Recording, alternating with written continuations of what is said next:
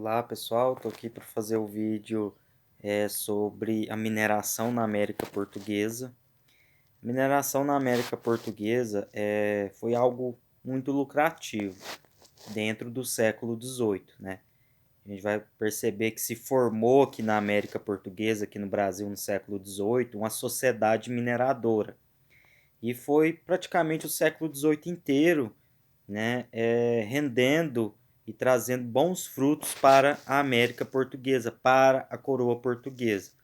Então, a gente vai perceber que o início do século XVIII começou o movimento, né, de extrair minérios, ouro e prata das terras brasileiras, né, e na metade do século XVIII vai ter o auge da mineração aqui no Brasil, e no final do século XVIII a decadência e fim desse processo de mineração aqui no Brasil. E vários fatores, né, vão estar interligados nesse século XVIII.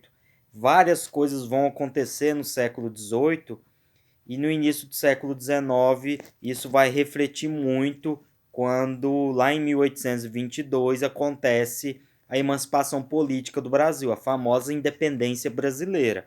Então foi aonde a gente vai perceber que o século XVIII principalmente vai haver um atrito e um desgaste entre os colonos brasileiros, né, contra a coroa portuguesa, contra os portugueses.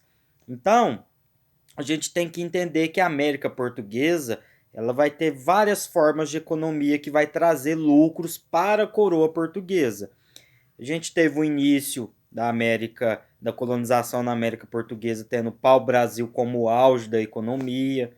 Depois tivemos o engenho, né, com a produção do açúcar, a venda de escravos, né, o comércio de escravos vai ser muito lucrativo também aqui na América Portuguesa. E o século XVIII ele vai ficar marcado porque vai trazer lucros à coroa portuguesa através dos minérios, da extração desses minérios, que seria ouro e prata principalmente, nas famosas pedras preciosas.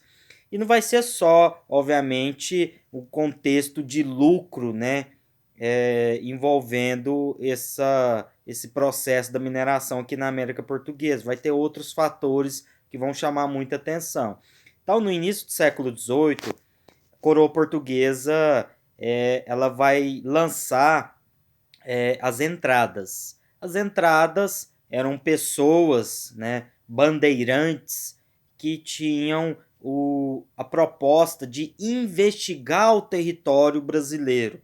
Lembrando que a gente tinha aquela linha imaginária, né, o famoso Tratado de Tordesilhas, e a coroa portuguesa ela tentava respeitar esse tratado para não criar atritos com a Espanha na época, que era o Tratado de Tordesilhas, foi um tratado feito, né, firmado entre a Espanha e Portugal lá no início da descoberta da América, no início da colonização aqui na América. E como a Espanha, no seu território aqui na América, a famosa América Espanhola, a Espanha tinha descoberto muitas pedras preciosas e estava lucrando em cima disso. E isso vai despertar, vai chamar a atenção e vai despertar o interesse de Portugal. É onde ele começa a fazer um processo de investigação através dessas entradas no finalzinho do século XVII e início do século XVIII.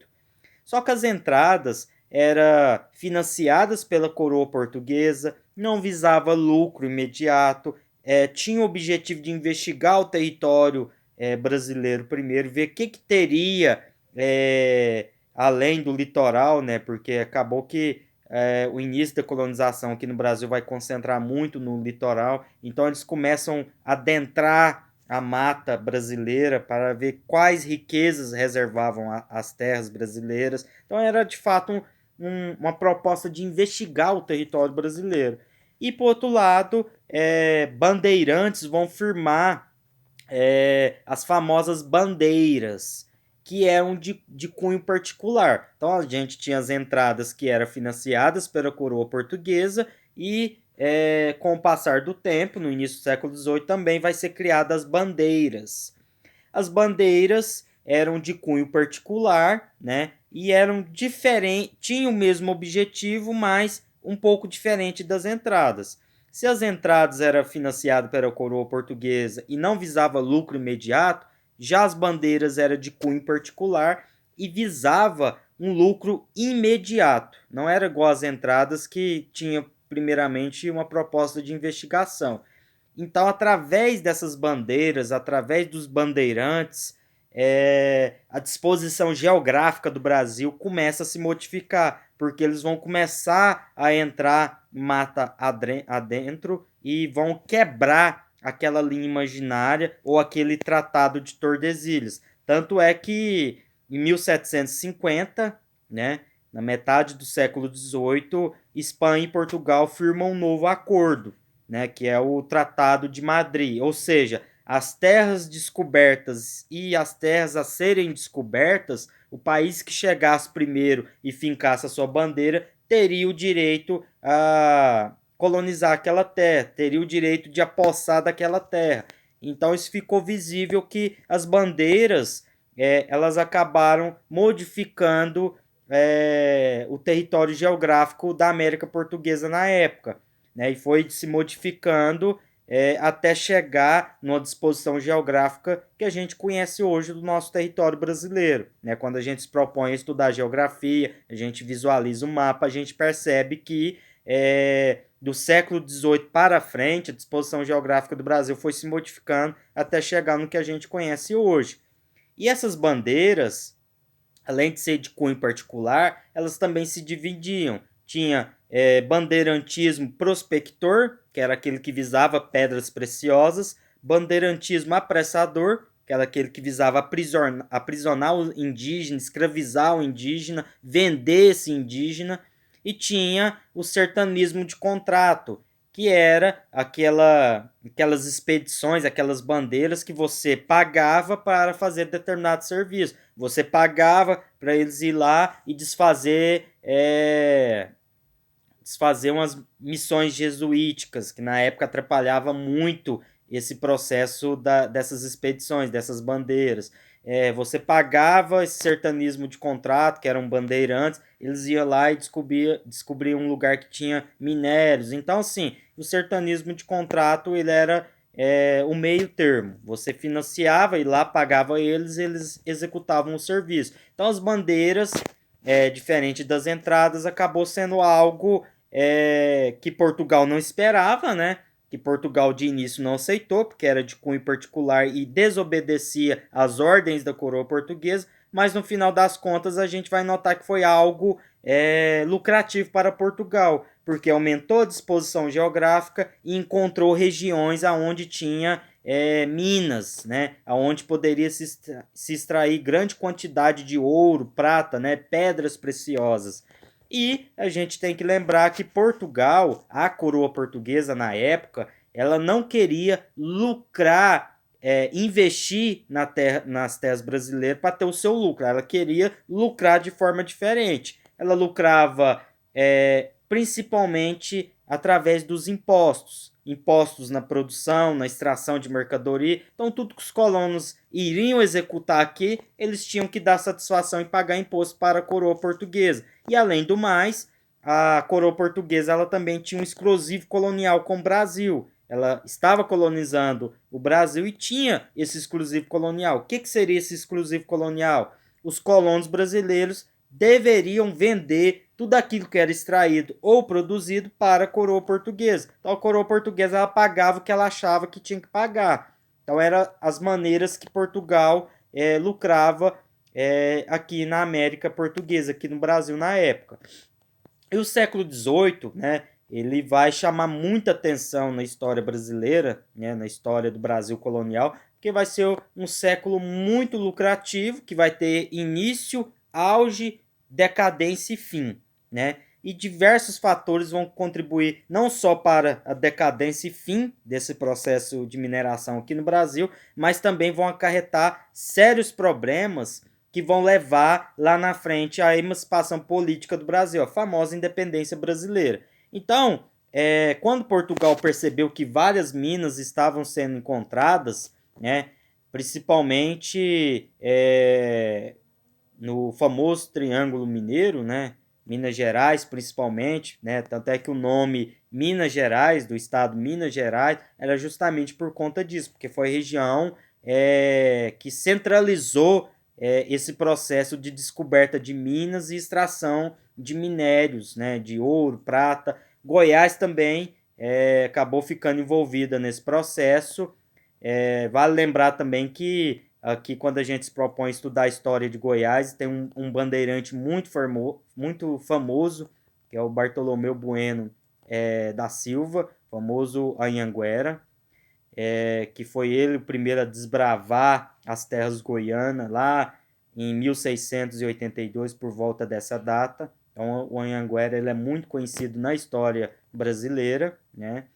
E quando esses bandeirantes começaram a descobrir lugares que tinha a possibilidade de extrair grande quantidade de ouro, prata, a coroa portuguesa ela intervia, né? Ela até administrava esse processo, né? Quando ela viu que o trem iria dar lucro, ela resolveu administrar esse processo da extração de minérios. E para evitar contrabando, ela vai criar um imposto, na época chamado quinto. O quinto era 20% do ouro. Então, se você encontrasse 10 quilos de ouro, 2 quilos era o quinto que você deveria pagar à coroa portuguesa. E para evitar que houvesse o contrabando, a coroa portuguesa vai criar as casas de fundição.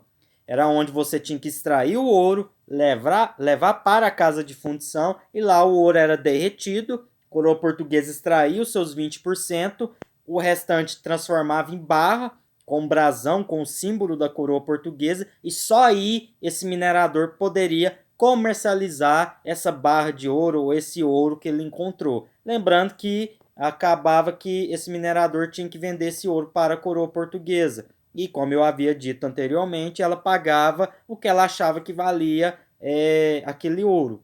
E além do imposto do quinto, que foi algo que pesou muito para a decadência e fim da extração de ouro, do século do ouro, né, o século XVIII, como ficou conhecido na história do Brasil colonial, a gente tem que lembrar também que o ouro que foi encontrado aqui nas terras brasileiras era o famoso ouro de aluvião. Era aquele ouro que você encontrava em leitos de rios, nascentes. Então era fácil de você encontrar o ouro, né? E quanto mais fácil era de encontrar o ouro, mais fácil viria a escassez desse ouro. E foi o que aconteceu.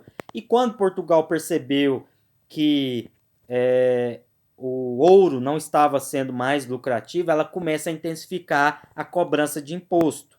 Ela vai criar um imposto que chamava entrada, que era um imposto que eles colocavam soldados nas estradas, nos rios, para estar cobrando imposto na travessia. Então você tinha que atravessar, levar algum produto ou algo para determinada região, cobrava-se imposto. A captação, que era um imposto cobrado por cabeça de escravo. O foro, que é uma espécie de IPTU. Então você fixou residência em determinado lugar, você tinha que pagar para morar ali. A CISA, né, que era uma cobrança por venda de escravos. Você vendia o escravo, você tinha que pagar um imposto referente a essa venda. Então, assim, foi várias formas de imposto que Portugal foi criando nessa época, né? E talvez o estupim disso tudo foi a cobrança de imposto forçado. O colono não tinha de onde tirar o dinheiro e Portugal ia lá e cobrava o imposto dele. Então isso foi criando um atrito entre a coroa portuguesa e os colonos brasileiros. Aí foi aonde a gente teve a decadência e o fim desse processo minerador no século XVIII aqui no Brasil colonial. E no início do século XIX a gente vai ver que várias outros acontecimentos vão culminar para que em 7 de setembro de 1822 ocorresse a famosa independência brasileira. É onde o Brasil se declara independente de Portugal, não seria mais metrópole de Portugal, que é algo para a gente ver no conteúdo que se trata da emancipação política do Brasil. Vale também lembrar que essas bandeiras, né, que foram entrando dentro da mata brasileira, investigando o território, aumentando a disposição geográfica do Brasil, a gente vai notar que foi a partir daí que começaram a surgir as primeiras vilas, municípios, cidades, que hoje pertencem, obviamente, ao Brasil. Né? Muitas pessoas começaram a fixar residência em determinada região, formar vilas, das vilas foram elevadas para municípios, cidades, estados e assim por diante. Né? E também a prática da agricultura e da pecuária, ela também vai se acentuar nesse período, porque o colono ele entra no processo de investigação, ele fixa residência em determinado lugar, mas ele precisava também ter outra forma de sustento, outra forma de poder tirar alguma coisa para comer. É onde a pecuária e a agricultura também vai ficar presente a partir do século XVIII aqui no Brasil e, obviamente, vai trazer lucros para a coroa portuguesa e, obviamente, para os colonos, né, que fixaram residência nessa época. Tá? Então, quando a gente se propõe a falar de mineração na América Portuguesa, de forma resumida, é isso. Né? E depois a gente tem outro evento, né, logo após esse processo da mineração aqui no Brasil colonial, que é a independência do Brasil, onde a gente sai da história do Brasil colonial e entra na história do Brasil Império.